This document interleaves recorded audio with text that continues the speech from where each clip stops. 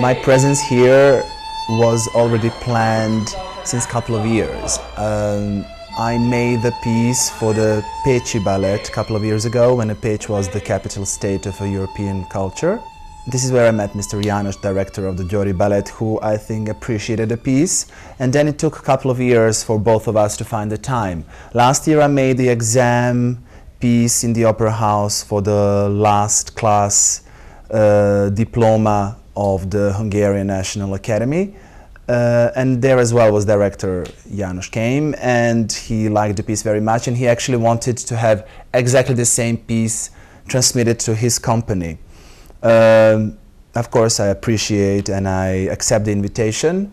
Then I came here, I saw the company, which is looking quite different from the school. The school is school, and the company deserves a bit more integrity of the piece, and a piece has to be specially made for. That's the advantage of the creation, that's the advantage of the living choreographer. I know Hungary quite well, I'm born very near. I mean, I'm Croatian and stuff, we came here very often, even before the 89, and the system was very, very zárva, was very geschlossene Gesellschaft. So all that inspiration, and even though so many things politically change and it's very freely to travel in and travel out, there is a lot of remains of this zárva system, which was actually what was inspired me to make this glass house. So under the glass house there is this lady, she's giving a party.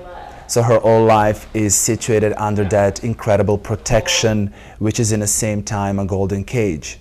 She tries to get out of there, and there is of course conflict with the society which surrounds that glass house, and within all these games and stuff which is happening inside. So I'm playing in the dividing my ballet in the two separated sections in and sections out. I'm trying to show as much as possible something what is happening inside and something what is happening outside or outdoor.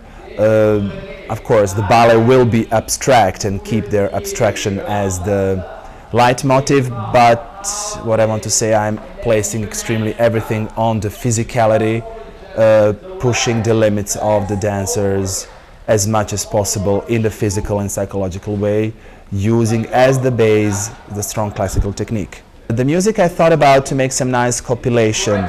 It's not just because of his name, but there's a Philip Glass inside, which is kind of almost a movie music, very particularly. It's going to be from the violin concertos, which is not so much used of his music. Then I'm using as well the Baroque composer, as well not very famous, Vitali. And the last music will be from Death and a Maiden from Schubert. It's a string quartet. So those three musics. Inside of that I'm going to use some effects like breaking of the glass, walking on a broken glass, and yeah, so let's not discover all of this.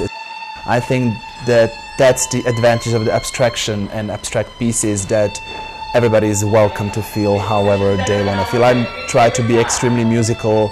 Music is very, very wichtig, very, very important for me, and what is happening on the stage supposed to be followed by audio. So it's kind of how to connect audio and the video inside of the human brain. I'm very interested by that, to see how those two emotions works together, and then you can have rather something interesting happening.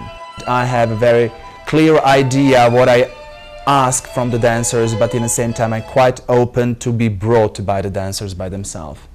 Somewhere, I mean, the dancers as the artists, they need to keep their right of interpretation within my brain.